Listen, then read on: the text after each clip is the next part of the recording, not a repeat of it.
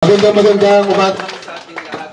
Hindi ko na po habaan. Ang importante po ay ito na nagawa na yung reinforced concrete box culvert para masigurado naman natin na kung sakaling malakas ang ulan ay safe yung mga naninirahan dito. Alam ko marami naman sunod-sunod na request na kailangan gawin rin natin. Ang importante ito talaga yung una kasi yung ibang mga request hindi magagawa kung hindi mo na magawa itong box culvert na ito. Kaya muli po sa city, sa barangay, sa ating homeowners, sa mga naninirahan po dito, God bless po at maraming salamat. Buhay po ang lungsod ng Pasig. Maraming salamat po, Congressman Román Romulo. Ngayon naman po, pakinggan natin ang mensahe ng ating Vice Mayor, Dodot Jaworski. Maraming salamat po. Muna sa lahat, papati muna sa magandang umaga sa ko, Congressman Roman, siyempre kay Cap Eri sa ating mga kakawan dito. Siyempre sa ating opisyalis ng GSIS Road,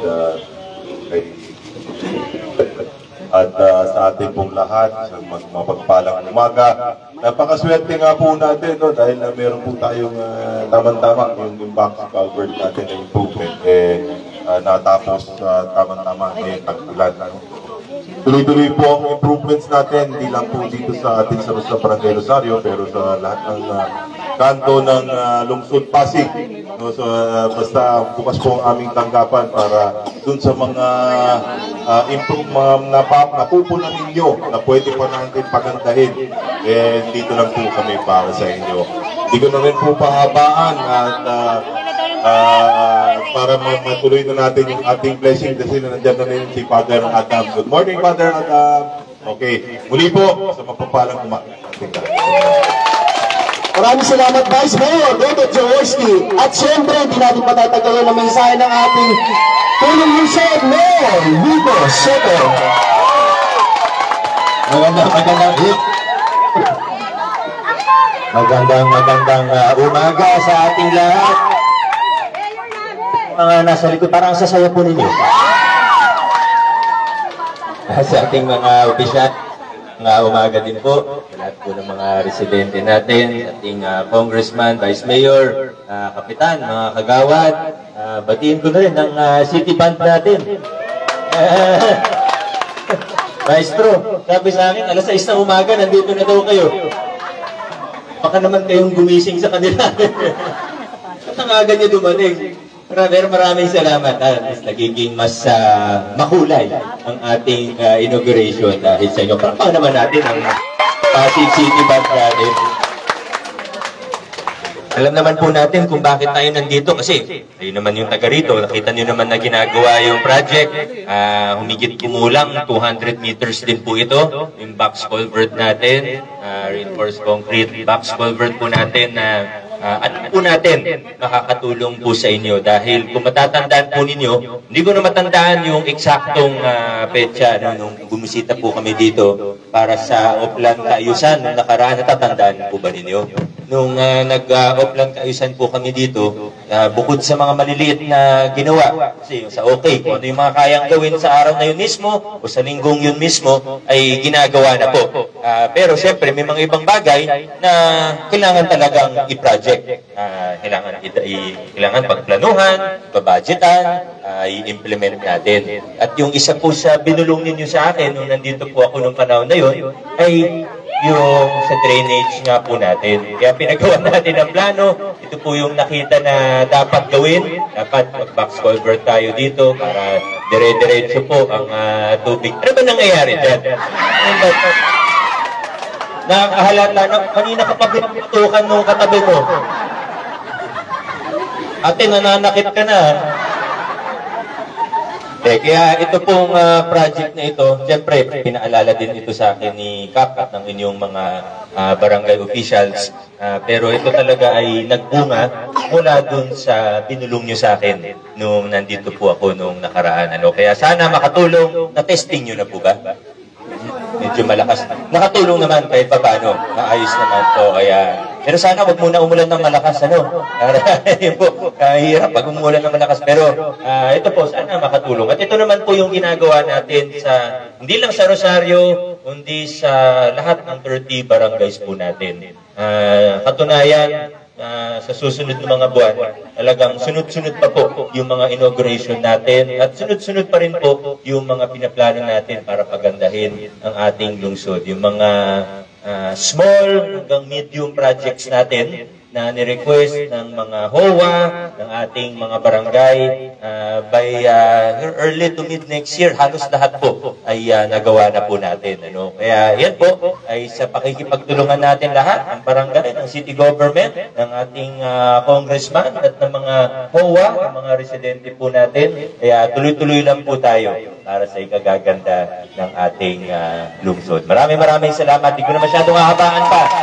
Dahil kung habaan ko pa po yung aking mensahe, baka tuloy kasakitan dyan sa likod. Kaya titigil ko na po. Maraming salamat. Congratulations sa ating lahat. May nakalimutan pa po ako. Dahil ito po, sa totoo, ito lang po yung binulong nyo sa akin, ano, yung sa box culvert natin. Pero suggestion ng engineering, na kung mabudgetan na rin natin, for next year naman, may susunod tayong project dito na reblocking naman po, yung, itong site naman po. Kung okay lang po sa inyo. Ayan po. Maraming salamat. Congratulations po sa ating lahat. Thank you po. Father Adam, thank you po. Hindi na ako papayag! Press.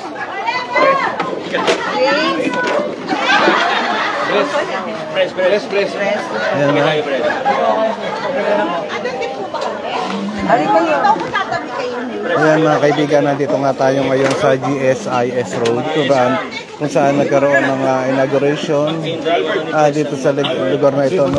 Ito yung mga taga GSIS Road, Barangay Rosario, ready na ba kayo? yung box culvert na ginawa mo. Ready, at Tagalog crew, 1, 2, 3. Congratulations!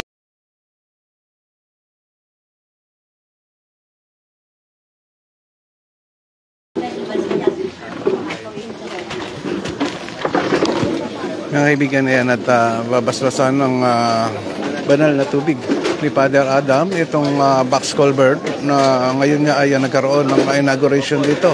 Ayan, no? So, mahaba itong kalsada ng GSIS Road.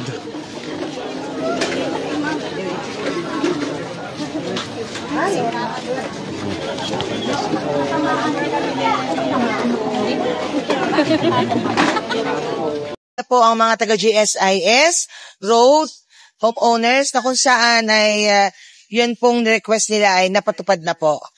Malaki po itong construction ng at rehabilitation ng kanal nila. Malaking tulong ang nagawa nitong box culvert. Pagka po umuulan, actually, mas hindi sila lalong babahain. Kumbaga, dito kasi minsan yung pag mababa, dito dadaan. Siguro to lalabas na to ng floodway.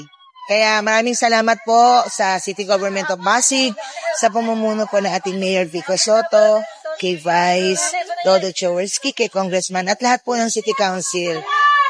Maraming salamat po sa improvement ng aming barangay. Okay po, maraming Thank you salamat. po.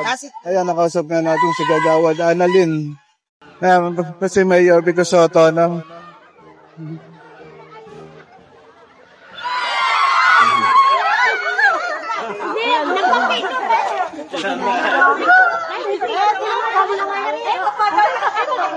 Talaga makikita natin, nakilig ang mga taga rito sa GSIS Road.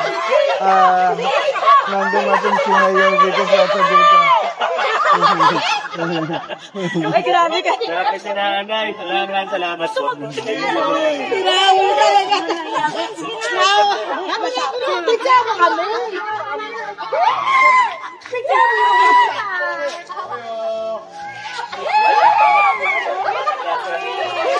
Okay, ito tayo.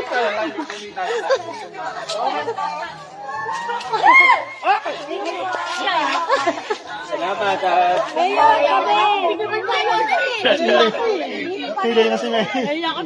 Ay! Ito po.